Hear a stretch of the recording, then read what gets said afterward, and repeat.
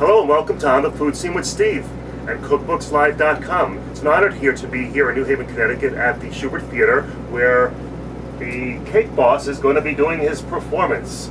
Very excited about that. Terrific. Can you tell us a little about the show? Well, you know, the show is kind of what I call like the unexpected, kind of like what I call my book is, you know, because people are going to see the Cake Boss and they're going to think, well, it's a book about cakes, it's a recipe book, which it is. It has parts of that, but there's a story in it.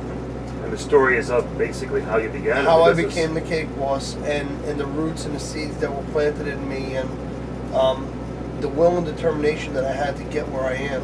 It just wasn't like I hit the lotto when you become the Cake Boss. It's a long story, and I want people to read it or come here and see my show and follow their dreams and know that, you know, the American dream is still alive, and if they want it bad enough and they try hard, they could achieve it. And you surely worked hard. I looked through the book, and you had a tough time going through it all. I did. But that's the truth of it. You know, that's why I think people relate to me and my show, because they know that I'm real. And how is it with working with a family? And people think that it's very easy working with a family, but what's the truth behind that? Working with a family is not easy because, you know, there's ups and downs and people want to kill each other, but at the end of the, you know, I mean, for real. Sure. There's days I want to strangle some of my family members, but the truth is, when it comes push comes to shove, there's nothing better than working with a family because they got your back. Sure. A couple of questions. What would you say in a very few words your baking style is? Old school. I would say old school. I do things the old-fashioned way, the way my father taught me, and you know, I'm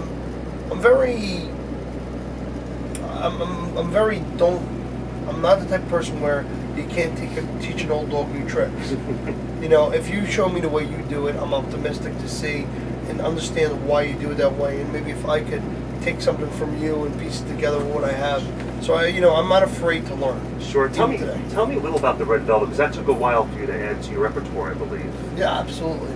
Well, the Red Velvet, you know, what happened was we started getting a lot more Groom's Cakes requests. Groom's Cakes are Southern tradition. Mm-hmm. Red Velvet is a Southern tradition, and it just became a popular thing. So it was a matter of formulating and just beating myself up in the bakery, trying to see, let's try doing this, let's try and do that. Should we use vinegar? Should we use buttermilk? What should we do? You know, and back and forth. Even trying to see whether you got to use a food dye or a gel dye, which brands work, which ones don't.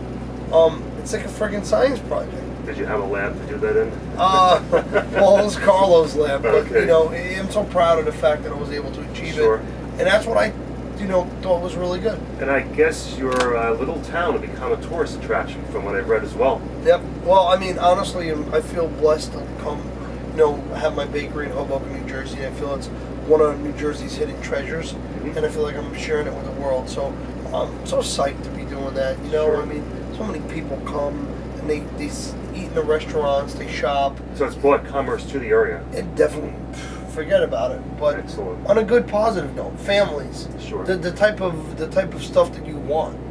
I mean, you come look at the show tonight. It's all families, and my show is me telling my story. But besides that, I'm a funny guy. I'm from New Jersey, so I call people up on stage. I poke a little fun at the dads. Okay. I tell my life story. So it's a show you might laugh at. Well, you're gonna laugh at. I'm not gonna make you laugh. Okay. You might cry. Uh-huh. You might be inspired. You might feel a lot of things. I want you to feel closer to me, and I want people to understand that when I set out to be the Cake Boss, it was for growing my business. It was for expanding the family name and stuff like that.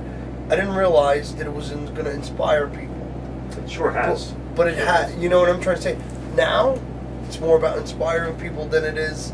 It's about growing Carlo's Bakery and the brand, but it's a lot more about the inspirational things. And I noticed more and more small bakeries are opening up, whereas years back it was they were going to a supermarket, they were closing down. And as most people know that I do teach hotel restaurant management, I've noticed an influx of students coming into our baking program, and I thank shows like yours that have really inspired young folks to go for that.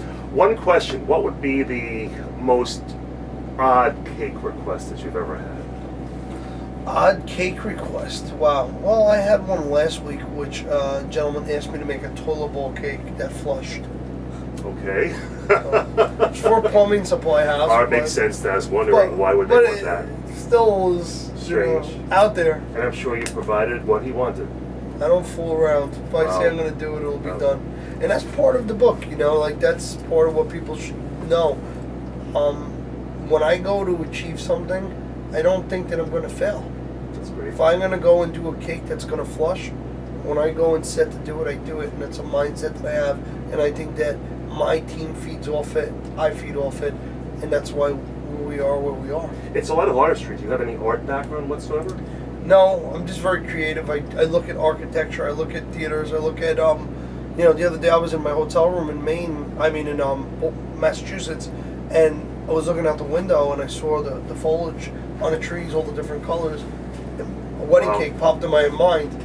So I inspire from everything around me. You're the third or fourth person that said that architecture has a lot to do with the design of cake. Absolutely. You mean even clothing? You can look at the sequence in a dress or the way the chiffon is, and say, oh, I want to make something like that. So you can't be afraid to expand your mediums and find inspiration in everything and anything you see. And you sketch it out prior to your making the. Sometimes. Depends. I'm not a good sketcher. Okay. I see it. Well, I want to thank you, Buddy, for spending some time with me. And I know you got the show to start in a few minutes. And from New Haven, Connecticut, at the Schubert Theater, I'm Stephen Fries for CookbooksLive.com and On the Food Scene with Steve. Thanks so much. Thank you, Steve. Take care.